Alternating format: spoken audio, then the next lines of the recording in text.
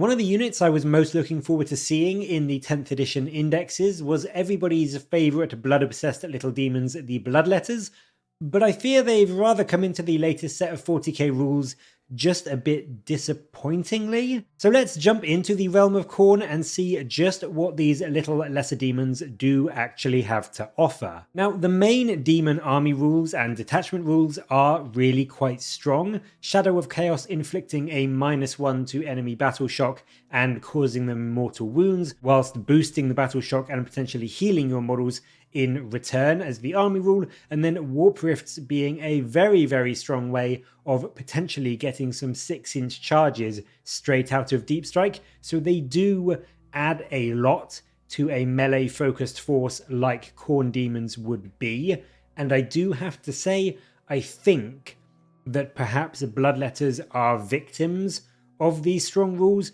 because whilst their stat line in itself isn't terrible, with a 16 point per model cost, I really do think they are going to struggle to be a competitive choice in many lists. They have a pretty standard 6-inch move and are toughness 4 with 1 wound, which isn't really unexpected from a lesser demon profile, but it does seem a little bit weak for that 16 point price tag. And then to further hamper their defense, they only have a 7-up save, so you will 100% of the time be using their invuln, which is a 5-up as you would expect, but essentially compared to their 9th edition version, you are a little bit more vulnerable to ranged firepower now, because you no longer have that 4-up demon save against ranged attacks.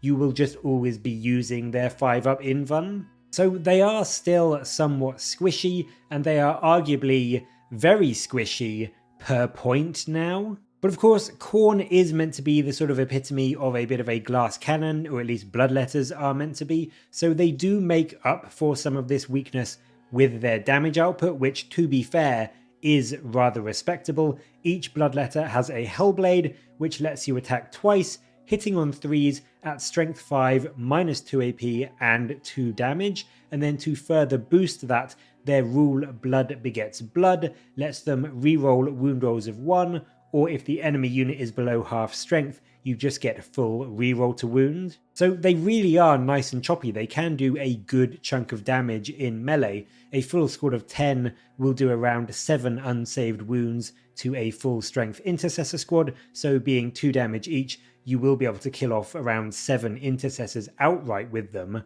So by making good use of the Warp Rift rule and your Shadow of Chaos, you can potentially get a very cheeky, quick 6-inch charge off with these guys and do a fair bit of killing before they suffer from too much enemy firepower. So I think that is one of the reasons why they are costed where they are, because they can potentially avoid a lot of firepower, get into melee and do a fair bit of damage before your opponent can react.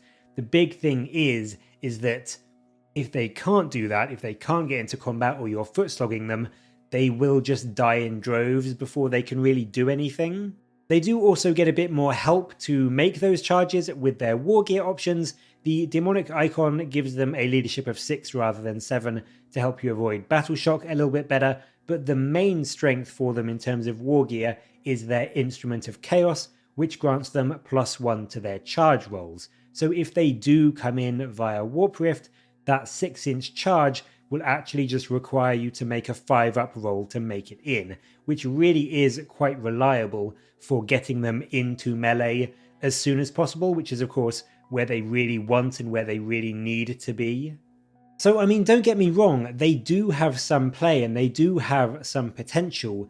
It just seems to me personally that despite all of that, 160 points for a mere 10 toughness 4 wounds is a hell of an investment. And if something does go wrong, like you can't get to your Shadow of Chaos because you need to spread it across the board, if you can't get to an enemy within your Shadow of Chaos aura, or you just fail that 6-inch Warp Rift charge, these guys will go down so quickly to enemy fire, and even just 10 intercessors, assuming they haven't moved, will kill over half of your Bloodletters in a 10-man squad as they fire their bolt rifles into them, and they can do that from 24 inches away. So foot slogging these guys up the board is really a terrible idea, because by the time you get to the enemy, you're only going to have 2 or 3 Bloodletters left alive, which just is not going to do the amount of damage that you need them to do to get through enemy units.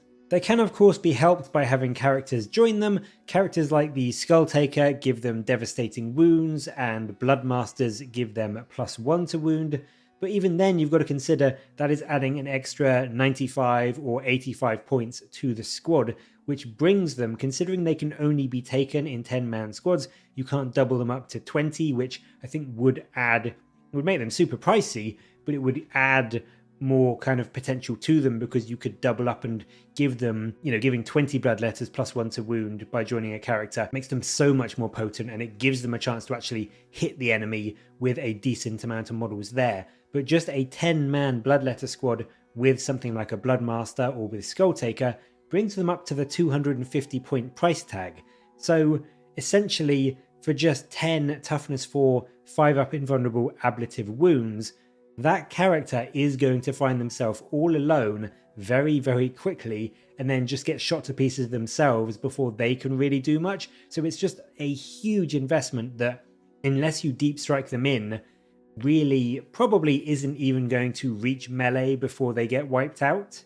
I also think another downside to them is that, in my opinion, they don't mesh super well with a lot of the demon stratagems. Standout choices for them are things like Demonic Invulnerability, which lets them reroll 1s on their saving throws against enemy shooting, which is okay, but it's not a great stratagem, I don't think. If it was +1 to invuns, it would be great. But when you've got a 5-up invuln and you're only rerolling 1s on it, and it's only against shooting, it's niche. I mean, it will help a few of them survive to get into combat, but it really isn't going to make a huge difference when there's going to be so much firepower going into them. Making a 5-up invuln rerolling 1s isn't that much more reliable than just a 5-up invuln. And I mean, math-wise, I think it takes you from, a 33% chance of saving to, about a 38, 39%?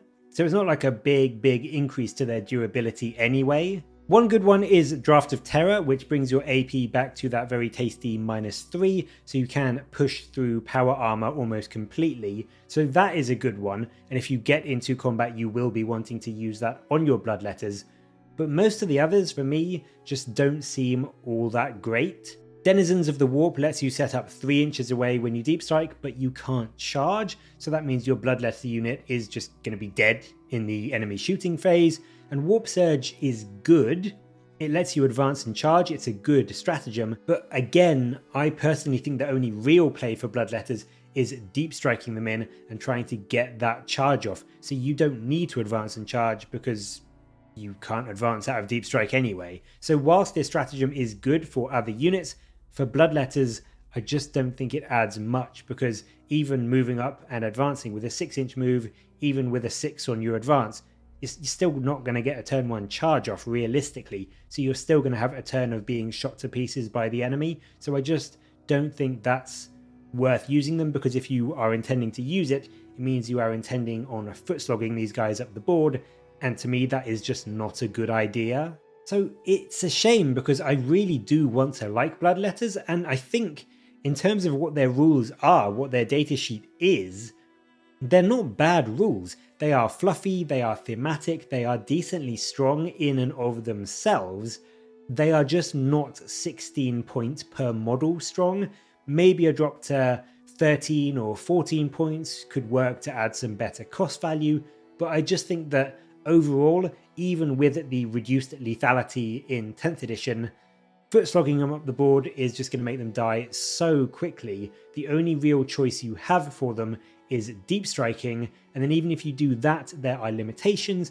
You need the Shadow of Chaos to extend to the right section of the board to get that 6-inch deep strike, and then you still need to make a 5 or a 6-inch charge roll, which is, yes, reliable, but no means a guarantee. And as soon as a squad of Bloodletters gets left out in the open, even for just one turn, they are pretty much going to get wiped off the board, or at least shot to pieces, so there's only 2 or 3 models left with really not all that much effort from your opponent. So yes, they are a good datasheet. Bloodletters, in terms of rules, are a solid datasheet. They are just not good for their points at the moment, and so for that reason alone, I'm going to put them at a 2 out of 5 for this review series, because I think whilst they stay at 16 points, they're almost not worth taking. If they got a drop with the same rules, they would be great and worth taking, but just for that 16-point price tag, it's too much to pay for something that relies on deep striking in, and if it doesn't make it, just gets shot to pieces so unbelievably quickly. But as always, that is just my personal opinion on them.